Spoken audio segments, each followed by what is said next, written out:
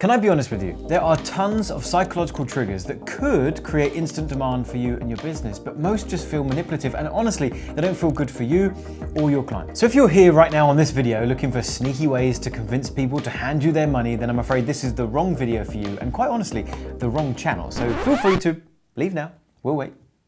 Okay, now, so if you're still with us, the people who actually care about doing this the right way, then let's talk about the ethical but incredibly powerful sales psychological triggers that create instant demand without hating the way you're doing it or feeling like you need to take a shower after every sales conversation. What's even better, these psychological triggers don't just feel better, they actually work better as well. The first time we started using these in my business, we increased our conversions by over 100%, and that is for high ticket offers, and I'll show you exactly how we did it. I've actually got something sitting right here on my desk that is directly responsible for bringing these psychological shifts together. I will come back to this in just a moment, but first we need to talk about what most people get wrong when they're trying to sell potential clients on working with them and their business. Because most people go into sales conversations thinking it's their job to convince someone to say yes, to prove that they're making the right choice, to justify the price, to handle every objection. And the problem is, the harder you push, the faster people lean out and pull away. The real secret is not about pushing harder, it's naturally creating a pull in the conversation that the client wants to lean towards you. When you stop chasing people, when you show up with confidence and make it clear that you're selective about who you work with, the whole dynamic completely flips. Suddenly, instead of wondering if they want to work with you, they're wondering if you'll want to work with them. That shift, that pull, is what creates instant demand. And here's the thing, the pull doesn't happen by mistake. It's created by a few simple sales psychological triggers that subtly shift the way people perceive you and your offer. They aren't tricks or tactics, they're small mindset and language shifts that make potential clients want to work with you, to chase you, without you ever needing to push your product on them. So with that being said, let's get into it. So I've got 3 triggers that I want to teach you first that happen before you ever even speak to a prospect. It has everything to do with how that sales conversation is positioned. And it's so critically important that you understand these 3 things before I can then get into the triggers that land right here on what we're going to call my sales framework or sales script. And I'll share this with you in a moment. The first is switching the frame of someone booking a conversation with you from it feeling like for the prospect that they get to decide if they want to come in, as opposed to what we're going to do, which is that they apply for the program. It's a simple switch, but it makes a massive difference. Right now in our industry, there is no shortage of people that offer the chance to book a call with them to explore whether working with them would be a good fit. So it is now feeling in our marketplace, in our industry, with the types of things that we sell, there is no exclusivity with that conversation. In fact, if anything, it feels like to the prospect, it's a given. They get to just have some time with you on your calendar, and there's zero value in that. And that's why when they land on the conversation, you're having to sell them, because they almost feel in some way in control. And so the first thing I need to teach you, and what we do right now, is that people apply to even have the conversation with us to discuss whether our program is a good fit for them. And it's through that application process that before we even jump on the phone, before a sales conversation ever happens, the prospect is already realizing that a place in the program is not guaranteed.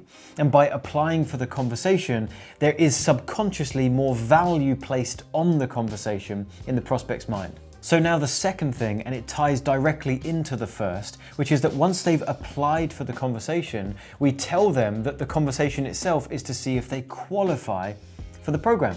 So they're applying to have a call, and then when we have that call, it's to see if they qualify. We're not saying that we're going to sell you on our stuff and it's up to you to decide if you want it. We're basically saying we're very selective with who we work with, and so we've got a few questions and some things we want to explore with you to see if you qualify for our program, and if so, then we can talk about what that entails. Now again, this is all to prepare the prospect that when we get on that conversation, a sale is not given, and in fact, it paints a picture that we're not going to be salesy.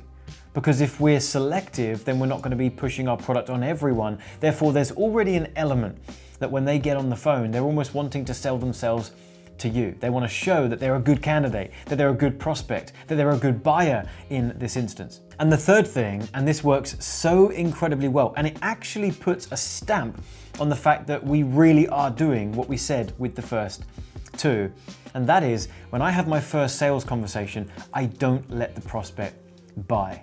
It's such a clever psychological shift that we're doing here, because when they come on that sales call with you, because of past experiences that they've had, they're almost expecting to be sold in some way, shape or form. Even if we do the application, even if we say they need to qualify, they're waiting for that bait and switch. They're waiting to prove themselves right that when they got on the call, all of that was BS because you're going to try to sell them anyway. So the third thing that's really important is I don't let them buy on that first conversation. Now already, I imagine you've got loads of questions, but aren't you losing sales? Aren't you needlessly extending the sales conversation? All of these things that you're thinking right now, I guarantee you, I've thought them through, I've spoken to clients about it, and what you're just gonna have to understand right now in this video is that all things considered, it works better. And the one thing that I'll say to help you understand this is even if right now you're doing sales conversations and you're trying your best to close the prospect on the first conversation, how's that going for you? Is it going well?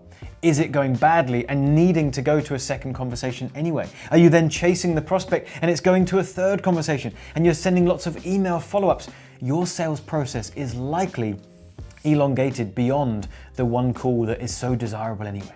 So all we're doing with this is we are the ones remaining in control. We're going to go to a second conversation, but we hold all the cards. So now I've shared with you these three initial things, we can get back to this. This right here is an incredible free gift that I've got for you. This is years of trial and error and tens of millions generated on these sales conversations. And it's essentially a framework that you can follow to implement exactly what I'm sharing on this video today, but also have some unbelievably clear structure on how the conversation should flow to make sure that you are getting maximum output on these conversations and maximizing conversions. I call it my push and pull scripts. The first script, the push script, walks you through how to deliver that first conversation that picks up on the application, that picks up on the fact that they're going to need to qualify for this, and also reinforces the fact that they won't be sold on the first conversation. And if you do this correctly, you will have clients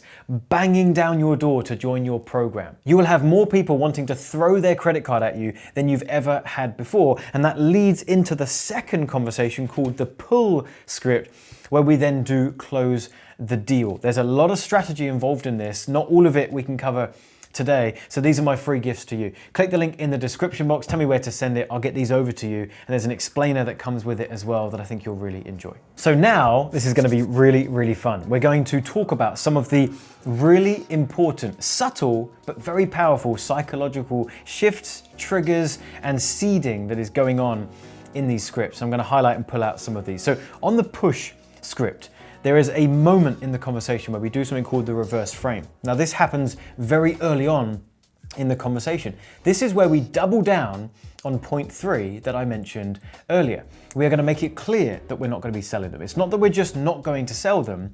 I want this shift to happen in their mind where they truly realize I'm not about to be sold today. So the reverse frame is where I set the frame for the call. This is how the call is going to run. This is what we're going to be looking to achieve today. And I make it clear that I'm not going to be able to invite them into my program today. I need to go away and think about it so we can reconvene in a couple of days' time. And I get them to agree that they're happy with that. Now, why are we doing this? Why is this so important? It is lowering the guard of the prospect.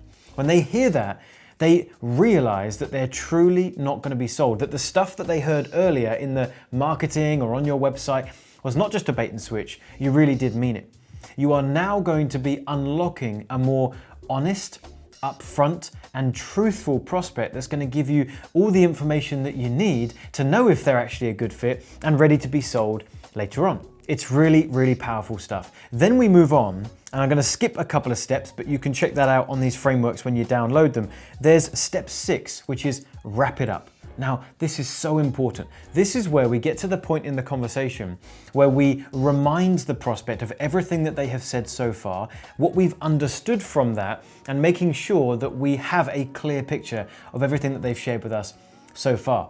That seems pretty simple. So John, what's the psychological trigger or trick that's going on here? What we are doing is something that I call displayed understanding. We are displaying to the prospect that we understand their situation, and by doing so, they have more confidence in our ability to solve it. Think about it. You could go for a coffee date with a friend and you could talk at them for an hour about all of your problems. The way in which they respond makes a big difference to how you feel. If you are gauging from their body language and their facial expression and the words coming out of their mouth that they don't really understand what you've got going on, they don't really understand your problems, they're not really empathizing or sympathizing with the situation that you're in, you're not going to start to feel better. And you're probably not going to feel encouraged to share with that same person again.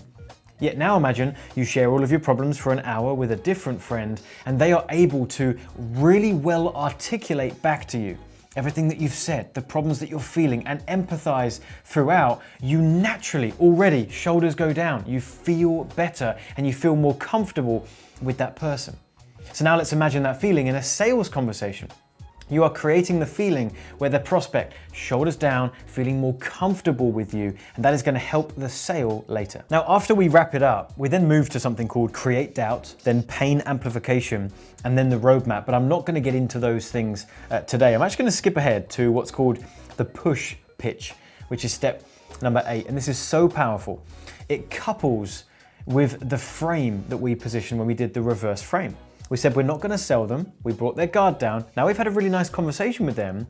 We get to the point where the natural next step in the conversation is to talk about your offer and what you do. And if for whatever reason they didn't still fully believe that you weren't going to try to sell them today, this is when we put the second nail in it and make it super clear. The push pitch is so powerful. If you implement this correctly, you will have people quite literally, because I've had this time and time again, begging to join your program, begging for you to accept them and invite them in. Imagine how that will feel for your business when you're on the phone with a prospect, and rather than feeling like you are the one trying to sell them, you've got literally people throwing themselves on you, begging to give you money and join your program. It just feels absolutely incredible. And it's this part here, the push pitch. So how does it work? Well, at the moment in the conversation, when they ask about your offer, you reinforce what you said earlier.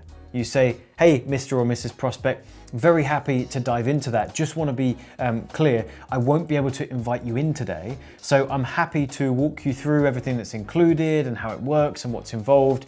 But we will, no matter where the conversation goes, even if you absolutely love what I say and you're ready to throw your credit card at me, I still won't accept it today. We'll both go away and have a chance to think about this. And now I get them to confirm. Are you happy with that? They say yes.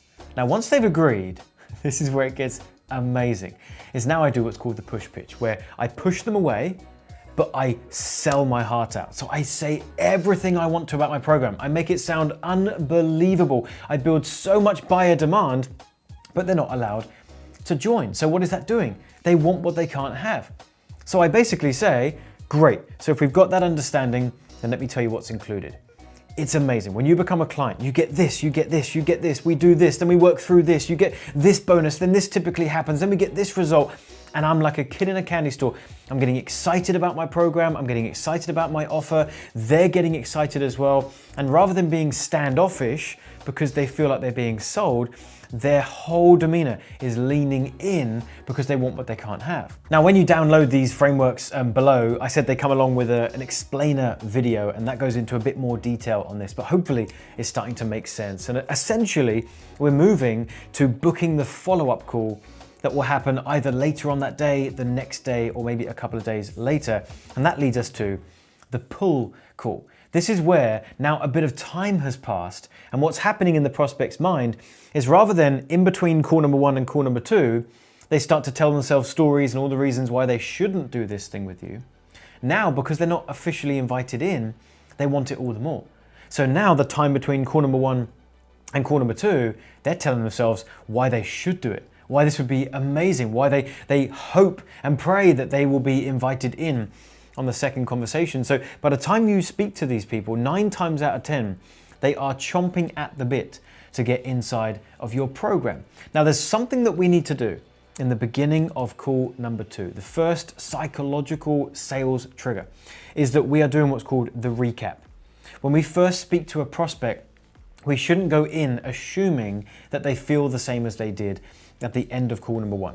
Sometimes life does get in the way. Sometimes they get cold feet. Sometimes they have a spouse that now talks them out of it. It's very few and far between, but it does happen.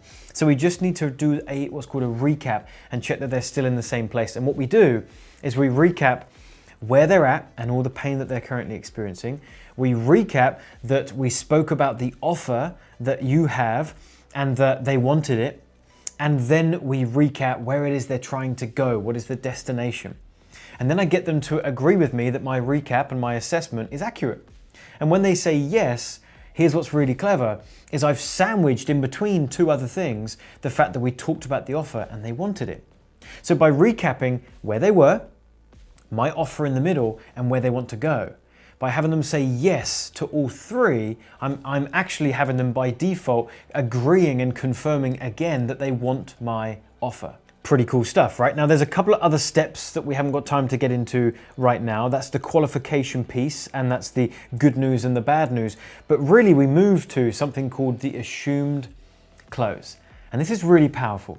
When you get to the moment, in any sales conversation, when you're about to invite the person in or ask them if they want to do this, it's exactly that. We typically ask if they want to do it.